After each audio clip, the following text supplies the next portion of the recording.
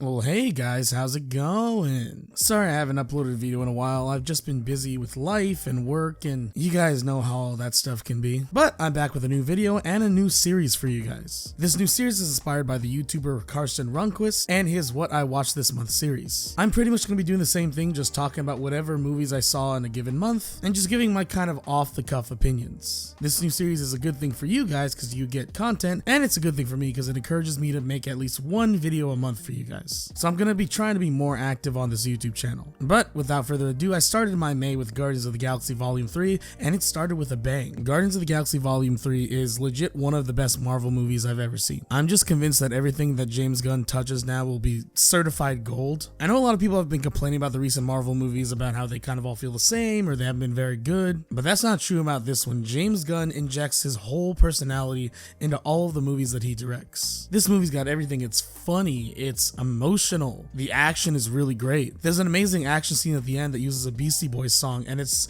all one take, and it's just shot so beautifully. A lot of people give Chris Pratt crap because, you know, for whatever reasons, a lot of people just really dislike Chris Pratt, but this film series shows Chris Pratt's true talents. He's really fantastic in this movie. He's funny when he needs to be, and he has the right amount of emotion. I watched this movie twice, and both times I enjoyed it, I laughed, I cried, it's just amazing. Then next I saw Are You There, God? It's Me, Margaret. This was a fun coming of age story. It's super relatable to what it's like to be a teenager and the pressures you get, even though I personally was never a teenage girl. All the performances really nice, and it was pretty funny too. I don't really have a whole lot to say about this one, but it was just a really nice, fun, kind of wholesome coming of age story that we haven't really seen in a while. Then I continue the month with Blackberry. Oh my god, guys, this movie gives me one more reason to hate iPhones. That's right, baby. Android for life, baby. Let's go, Android for life. Come on, baby.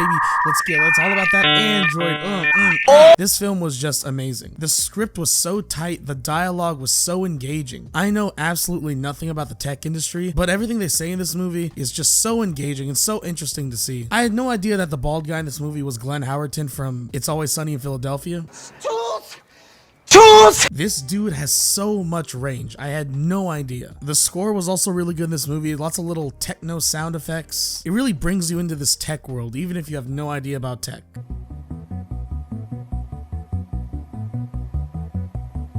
This movie was shot in almost like sort of The Office, kind of almost like a mockumentary documentary style, and it completely works for the film. It makes you feel like you're watching these events happen live. The movie has some really funny parts, and it has some really just great dramatic performances as well. The ending of this movie really killed me almost as much as Guardians, but for like a different reason. Then I watched Fresh, a movie from last year. A coworker of mine has been begging me to watch it, and I'm so glad that I did. If all you know about Sebastian Stan is the Winter Soldier, please watch this movie. It shows a completely different side of him. That dude has also got so much range. Fresh is a movie about a guy who dates a girl and ends up kidnapping her and keeping her in a dungeon. The movie was also shot really well. Using a lot of licensed music in your soundtrack can be hit or miss, but it really works in this one. For whatever reason, 80s soft rock and power ballads really fits the theme of this movie.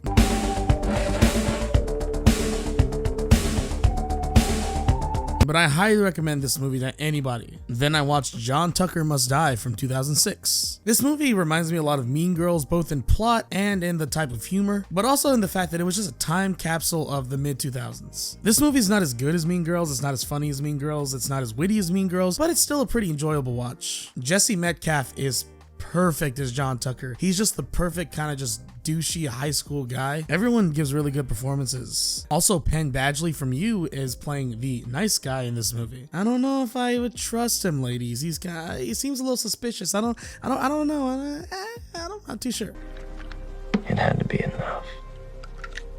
I had to finally stop you. We're perfect for each other. The soundtrack of this movie is just peak 2000s pop punk. They have a pop punk cover of True Colors by Cyndi Lauper. Like how 2000s can you get?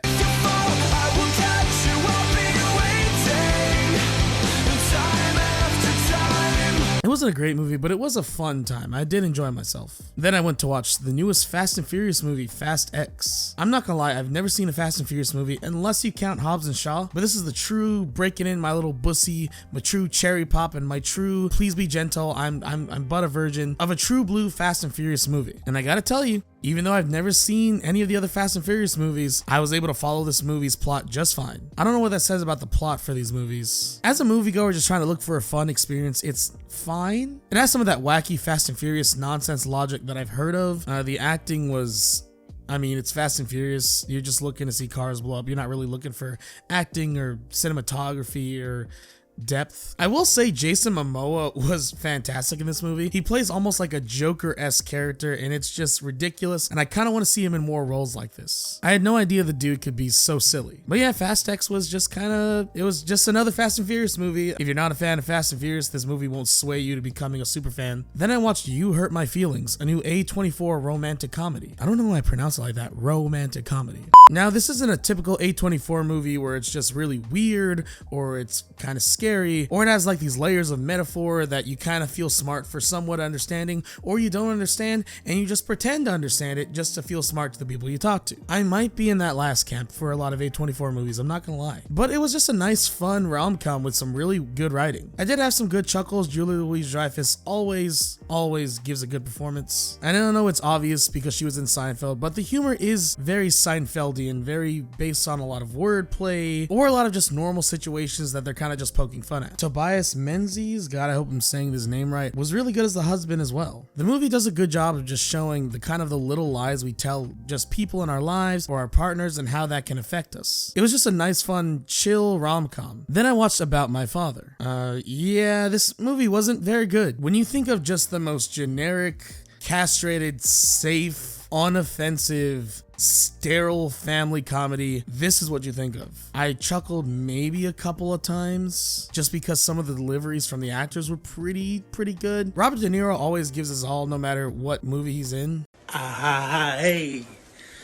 Hey, where's the freaking gabagoo? But the movie itself, the jokes just were not that funny. And a lot of the jokes were just very safe, very much not a lot of thinking. Like, oh hey, we have a character that's clearly a millennial Gen Z, and they're kind of wacky, and they get offended by everything. Kind of just your typical lazy writing of a Gen Z character. There really isn't a whole lot to say about this movie. It's just very generic, very boring, very bland, and just not that funny. Right before I watched the new Little Mermaid, I watched the original Little Mermaid. And I know a lot of people dislike this movie because of the story and the message that it could send to women, but all in all, I found it to be a nice beginning introduction to the Disney Renaissance. It feels like not only the beginning of the Renaissance, but the ending of the classical Disney era. The animation is just beautiful. The performances were amazing. The songs, well, the songs of this movie, I feel like A Part of Your World and Under the Sea are the only really good songs. Kiss the Girl is fine enough, but some of the other songs are kind of just But this movie clearly had a lot of talent put behind it. And it was relatively short as well. It didn't feel the need to overstay its welcome, unlike other movies that we'll get to in a bit. But yeah, this movie was just really nice to look at, really nice to listen to, and it actually had a decent amount of funny moments. I found myself laughing at a good chunk of the movie. And then I ended the year with a bang with the new Little Mermaid remake. I know a lot of people are giving this movie like really high praise. While I do admit it's not as bad as some of the other remakes like The Lion King 2019, this movie just isn't that great either. Halle Bailey gives a really good performance. She also has a good set of pipes on her. She's a really good singer. Melissa McCarthy killed it, stole the show as Ursula. She is by far the best part of the movie. But I feel like this movie just fundamentally misunderstands what made the original Little Mermaid so great. For one, this movie is just ugly to look at. This movie is just gray, it's muddy. It feels like there's a dark gray muddy filter over the camera lens. Oh, but Derek, it's underwater. I mean, what do you expect? It's underwater, it's gonna be dark. Really, this is where you draw the line of the realism. You're making a movie about talking fucking fish, and this is where you draw the line. You're making a movie about mermaids that don't exist, but you draw the line at it being dark. Not to mention that brightening up the film and breaking some of the quote-unquote realism would make the film just more pleasing to look at and a better experience for your audience. I feel like Javier Bardem was just completely miscast in this role. He's a stick in the mud. Like, I get the original King Triton was kind of a dick, but god dang, this guy is just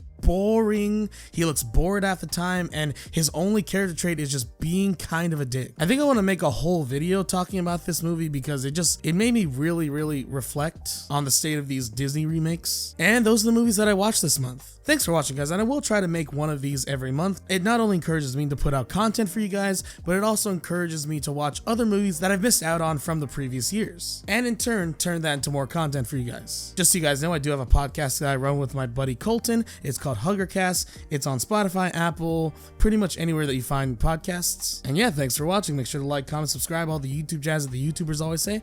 And I'll see you in the next one.